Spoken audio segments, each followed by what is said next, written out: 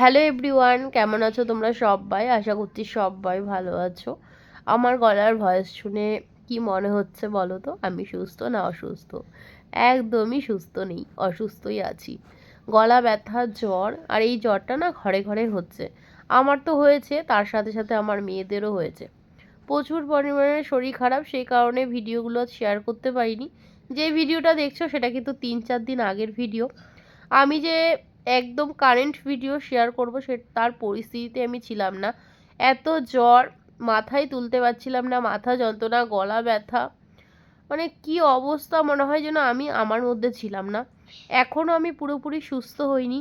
আমার ছোট মেয়েরও ভীষণ শরীরটা খারাপ হয়েছে, বড় মেয়েরও ঠান্ডা লেগেছে। তো এই যে যাচ্ছি মায়ের বাড়ি চারজনেই, আর পুজো তো চলেই এলো, তো সেই জন্য পুজোর গিফট তো দিতে হবে।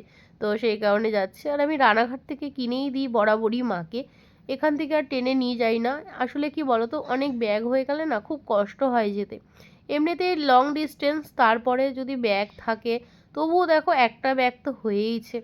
তো ওইটুখানি তো হবেই, একটা সাইড ব্যাগ, একটা বড় ব্যাগ। ওদেরকে জামা প্যান্ট নিয়ে যাচ্ছি, যদিও মায়ের বাড়িতে আমার অনেকগুলো সেট রয়েছে, আমাদের চারজনেরই জামা কাপড় রয়েছে, তবুও নিয়ে যাই। কারণ যতবারই যাই না কেন, অনেকটা দেরি করে এখন যেহেতু যাওয়া হয়, জামা কাপড় কিন্তু ছোটই হয়ে যায়। আর ওদের এখন না মাসে মাসেই ধরো বড় হচ্ছে, তো সেই কারণে প্রচুর পরিমাণে জামা কাপড় ছোট হয়ে যায়। তো তারপরে তো আমার বাবার বিজনেস রয়েছে, তো আবার ওখান থেকে নতুন জামা কাপড় বের করে দেবে।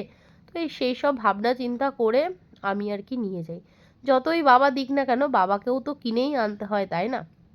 তো সেই কারণে তো সকাল সকালই যাচ্ছি।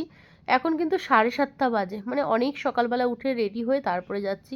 আসলে আমাদের ওই দিকটায় না প্রচুর পরিমাণে ভিড় হয়ে যায়, যেহেতু অফিস টাইম হয়ে যায় 9টা-10টা বেজে গেলে। আর বিকেলের দিকে তো বলার বাইরে, এত ভিড় হয়, এত ভিড় হয় কি বলবো। তবে দেখেছো, সকাল বলে কিন্তু ফাঁকাই রয়েছে। তো মেট্রো থেকে নেমে তারপরে তো লোকাল ট্রেন ধরতে হয়, দমদম পর্যন্ত আসি আমরা মেট্রো করে। তারপরে লোকাল ট্রেন ধরে তারপরে রানাঘাট। আর এখানে তাও বসার জায়গা পেয়েছি, আর মেয়ে ঘুমিয়ে পড়েছে।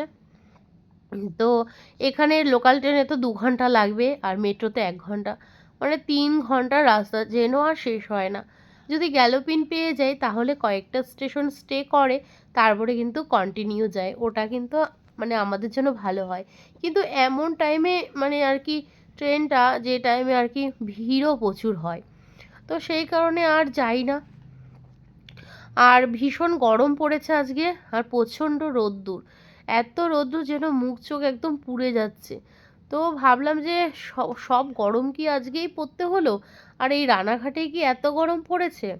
তবে মানে গরমটা সব দিনই মানে সব জায়গাতেই পড়েছে। তো আমার সেটা মনে হচ্ছে, আমি না প্রচুর বিরক্ত হচ্ছিলাম, এত গরম। আর মানে রাস্তা যেন শেষই হয় না, কতটা মানে দূরে আর কি আমাদের বাড়ি বলো। তো এই যে বাজারের ওপর দিয়ে যাচ্ছি, আর আমি বরাবরই রানাঘাট স্টেশন হয়েই যাই। রানাঘাট থেকে আমাদের বাড়ি 10 থেকে 15 মিনিট টোটোতে।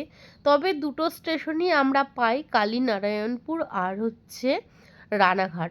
কোনো দিনই আমি কালীনারায়ণপুর নামি না, আমি বরাবরই রানাঘাট নামি।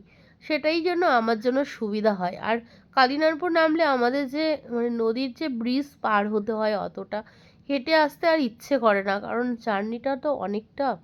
আর যাওয়ার সময় কালীনারায়ণপুর হয়েই যায়, কারণ ওখান দিয়ে আর কি ট্রেনটা ফাঁকা থাকে, রানাঘাটে প্রচুর ভিড় থাকে। তো মায়ের বাড়িতে টোটো করে চলে আসলাম, তো খাওয়া দাওয়াও করে নিয়েছি। আর যা গরম ছিল, সেই জন্য বাড়ি থেকে একবার স্নান করে এলেও আবারও স্নান করে নিয়েছি। এবার একটা ঘুম দেবো, তারপর একদম বিকেলে উঠবো। তো এই যে এখন কিন্তু বিকেল হয়ে গেছে, আর বোনেরা রিলস করছে জন্য গান চয়েস করছে। আর এই দেখো আমার মেয়ে কিন্তু 2 হাতে মেহেন্দি পরেছে। এই যে বড় মিমি মেহেন্দি পরিয়ে দিয়েছে, আর আমি ওকে বলছি তুই 2 হাতে পরিয়ে দিলে স্কুল যাবে বাড়িতে ফিরে, আমি যেহেতু একদিনের জন্যই এসেছি, শুধু জামা কাপড়টা দেবো আর চলে যাব। তো তারপর তার মধ্যে তুই মেহেন্দি পরিয়ে দিলি, স্কুলে তো বকা দেবে। তো বোনকে বলছিলাম, তো বোন বলছিল তুই তো আমাকে আগে কিছু বলিস নি। তো আমি জানতামই না যে মেহেন্দি ও পড়াচ্ছে। কি আর বলবো, তখন তো আমি ঘুমাচ্ছিলাম, কি আর করা যাবে, মেহেন্দি পরানো হয়ে গেছে। তো তো এই যে এই এই মিষ্টি মানে আমার মেয়ের কথা বলছি, আর এই যে ছোট মিমি, দুজন মিলে এখন রিলস বানাচ্ছে। ওরা দুজন কিন্তু 5 বছরের ছোট বড়, জানো তো। আমার যখন বড় মেয়ে হয় তখন কিন্তু আমার এই বোনের তখন 5 বছর বয়স, তো সেই জন্য ওরা 5 বছরের ডিফারেন্স। ওদের দুজনের মধ্যে ঝগড়া, মারামারি, ভালোবাসা সব কিছুই আছে, যেহেতু মানে একদম বোনের মতন, কিন্তু মিমি আর কি, বোন আর না। আর এই দেখো মেহেন্দির ডিজাইনটা কি সুন্দর হয়েছে না। আমার বোন কিন্তু খুব সুন্দর মেহেন্দি পরাতে পারে। তো এই যে বোনদের সাথে গল্প করছিলাম। আর এ বাড়িতে আসলে তো এটাই হয়, কোথা দিয়ে যে কোথায় সময় গড়িয়ে যায় বুঝতেই পারি না, এতটা ভালো লাগে কি বলবো। আর এই বাড়িতে এলে আমার মনে হয় যেন আমি আগের জীবন ফিরে পেলাম। কোনো দায়িত্ব থাকে না, কোনো কর্তব্য থাকে না, কিছুই থাকে না। মানে কেউ কিছু বলেও না, কোনো ভুল ধরার কেউ থাকে না এখানে। মানে স্বাধীন মানে স্বাধীনই। তো দেখো রিল্যাক্সে কত সুন্দর বসে আছি। বাড়িতে থাকলে এই সময়টা আমি বসে থাকতে পারি? আমার দুনিয়ার কাজ থাকে। তো বড় মেয়েকে ছোট মেয়েকে ওরাই খাইয়ে দেয়, ওরাই সব কিছু করে। মানে আমার কোনো দায়িত্বই থাকে না আমার মেয়েদেরও। আর আমিও নিজে থেকে খেতে বসি না, আমাকেও ডেকে ডেকে খাওয়ায় আমার মা। আর এই দেখো গাছের থেকে লেবু পাড়া হয়েছে, তো এই লেবুটা কিন্তু এখন মাখা করা হবে। তো লেবু তো খাওয়া খুব ভালো, লেবু মাখা খেয়ে তারপরে কিন্তু আবার সন্ধে এখনও হয়নি যদিও, 5:30 বাজে।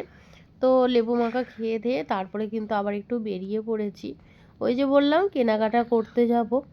তো সেই কারণে আবার টোটোতে উঠেছি। আর আমাদের বাড়িতে না খুব সুবিধা, একদম রাস্তার ধারে আর কি সব গাড়ি যায়, কোনো হাঁটা পথই নয়। মানে বাড়ির সামনে থেকে গাড়িতে ওঠো, যেখানেই যাও শপিংয়ে, আবার বাড়ির সামনে গিয়ে নামতে পারবে। তো এই যে আমরা দুজন মিলে যাচ্ছি শপিংয়ে।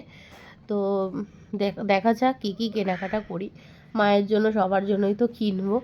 আর এই যে এখন ব্রিজ পার হচ্ছি, আর সাথে বড় মেয়েও যাচ্ছে। দেখবি আমাদের